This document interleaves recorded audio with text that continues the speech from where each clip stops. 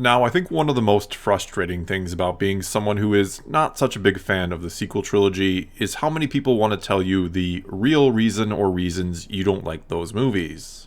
And they range from or are a combination of anything from you're an entitled fan who was unhappy they didn't go and the legacy characters weren't handled exactly as you wanted them to be, to you're a horrible person who can't stand the fact that so many women got prominent roles and that a woman was even the main character of the whole trilogy. It can never just be or left at that maybe you didn't think the movies were very good, or that they didn't really offer anything new to the story or franchise on the whole, that the ending was a hollow shell of the one the story used to have, or that the characters, no matter what race or gender they may be, just weren't very good or interesting.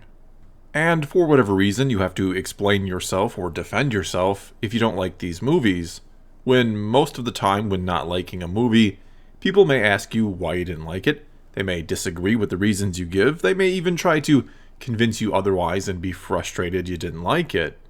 But I can't think of any other movie or movies, outside of a few other recent films I suppose, where you get accused of something horrible just because you didn't like it. It used to be you could not like a movie or anything really, and that was that. And it almost feels as if, by default, or simply because it was diverse, as they say, you were supposed to or had to like the sequel trilogy, that everything and anything else about it should take a backseat to the fact that a woman, that being Rey, played by Daisy Ridley, was the main character. And that any critique or criticism against Rey was a rejection of diversity and what they clearly wanted her to represent, which was a strong, inspiring female character for anyone and everyone, though especially young women and girls, I'd imagine, to admire and look up to. But of course, well-intended idea or not, there is a good portion of the fanbase that didn't like Rey and has been very outspoken about it, screaming from the rooftops or making countless YouTube videos, trying to carefully explain their reasons why, which always essentially boils down to feeling like she's not a very good or interesting character, an assertion you're certainly free to disagree with if you happen to like the character. But no matter how well or rationally this argument is made, though to be fair, some can be pretty crass when making it, it gets rejected out of hand by others. They won't even consider anything you have to say because you must be hiding something or just trying to justify your hatred of women. Their opinion of this fictional character from an overtly fictional story set in a fantastical fictional galaxy dictated by this wondrous power known as the Force is not only unquestionably the right one in their eyes, but it's the morally superior one because it reflects their own real-world values, though takes very little, if anything at all, story-wise into account. For them, it's only about what Rey represents in the real world, not what her place is in the story, or even how she's handled there. And for those who criticize Rey, who don't like the character, it's the exact opposite. It's all about the story with them, not necessarily what a character does or does not say about our society. Though yes, a well-told story or a well-crafted character can oftentimes say something about the actual world, though the more heavy-handed your message is, the more likely anything trying to be conveyed will be rejected by those you're trying to reach or speak to the most.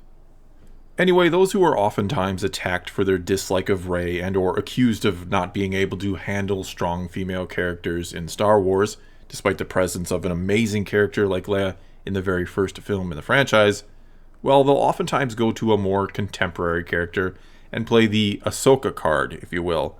They'll ask, how can I hate women in Star Wars if I love Ahsoka? And of course, there's not much of an argument that can be made against this. It doesn't seem to compute that someone could hate Rey just because she's a female character in Star Wars, yet simultaneously love a different female character in Star Wars, with many who absolutely hate Rey considering Ahsoka one of their favorites, if not the favorite, in all of Star Wars. Fortunately though, for those who want to, for whatever reason, make this argument that there's all this hate for women in the Star Wars fandom, Ahsoka hasn't exactly been a mainstream character. She's been relegated to, in the grand scheme of things, little-watched animated shows. But that of course is starting to change thanks in large part to the press and attention brought to Season 7 of The Clone Wars, and especially the Siege of Mandalore story arc. It'll further change if she is indeed, as rumors insist, going to be seen in Season 2 of The Mandalorian, and possibly even get her own show in the near future. And in the last few days since the final episode of The Clone Wars aired, something rather curious has been happening.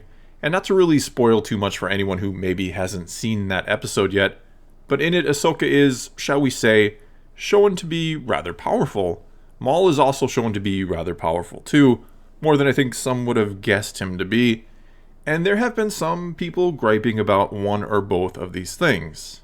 And the curious part that I mentioned has been seeing that some of the very same people who hate Rey, who will tear that character apart for being too powerful, and that are accused of hating women for it, are now vigorously defending Ahsoka, who is being accused by some of maybe being just a bit too powerful in this final episode. And as I said, a lot of those same people also thought maybe Maul was a bit too much in this episode as well, and these are people who are generally big fans of that character.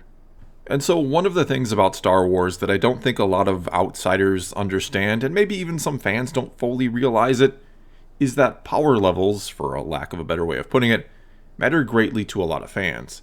And that might initially sound kind of silly, but how the Force is handled in Star Wars is arguably one of, if not the, most important things.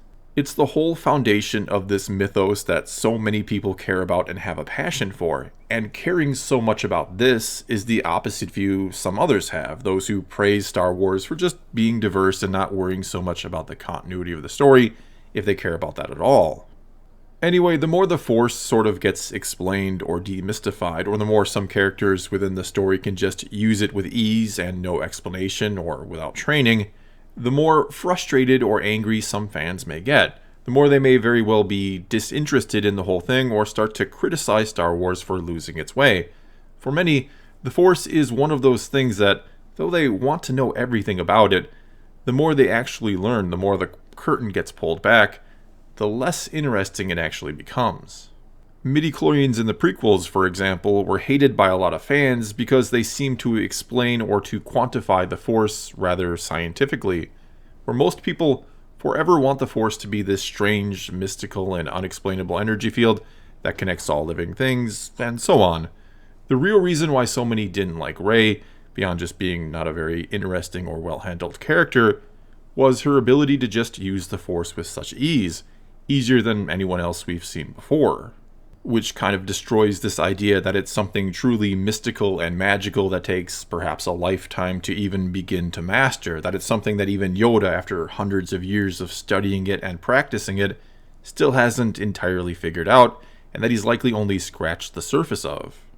And so when a character like Rey, who didn't even believe the Force was real one day and then literally a couple days later can lift a giant mound of boulders as if it's nothing, while someone like Yoda struggled with doing less, well, people are going to be frustrated with that unless you can give them a hell of an explanation, and that frustration has nothing to do with the gender of the character.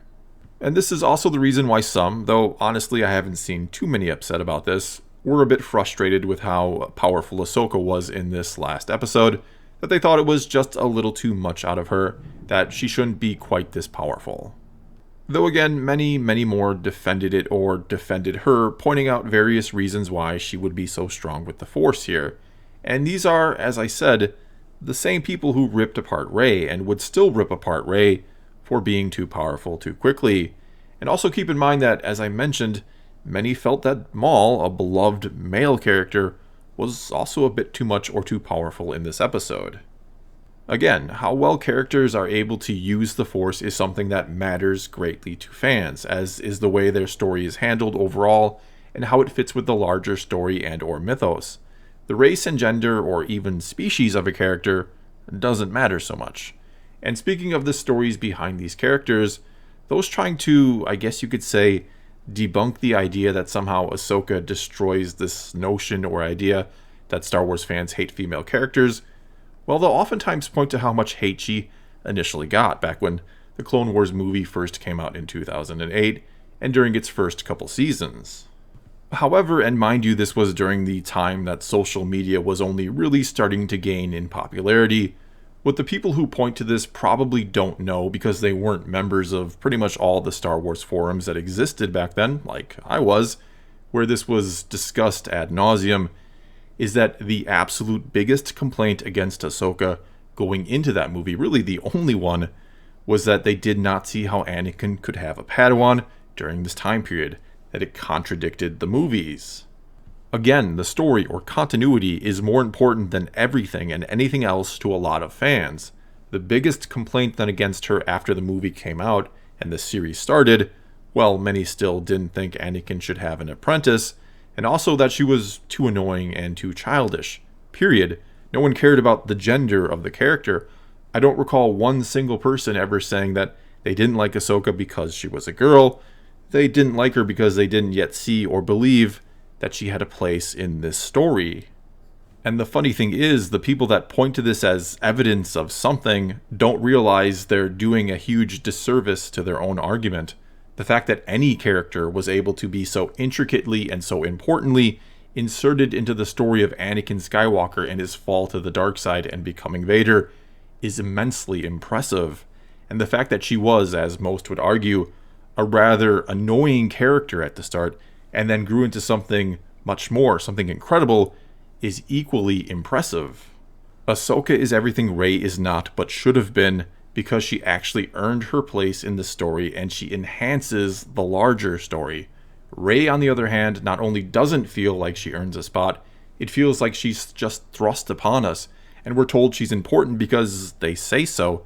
She hijacks and doesn't enhance the larger story. Instead, it's just entirely about her in the end, instead of this overall legacy that they try to imply she's a part of, but really isn't.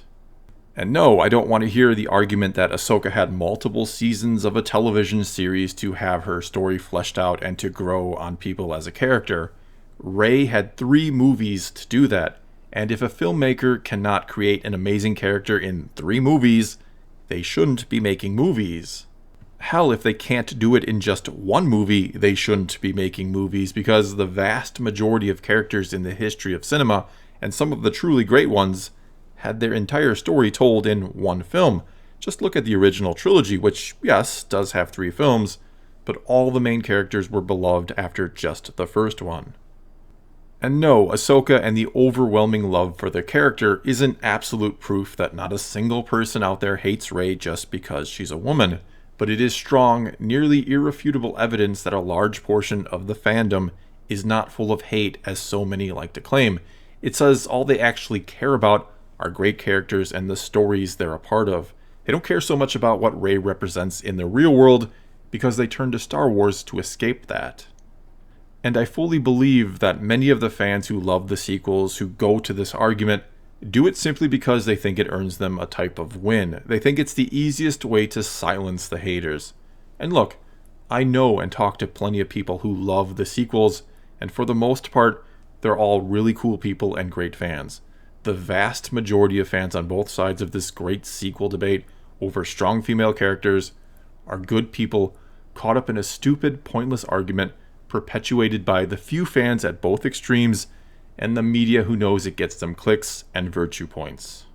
And I, for one, can't wait to see more of Ahsoka, not just because I love the character, but because she will, hopefully, further lay to rest this absurd notion that so many fans hate women or that they think Star Wars should be for boys and men only, when the vast majority of fans agree it should be something for everybody.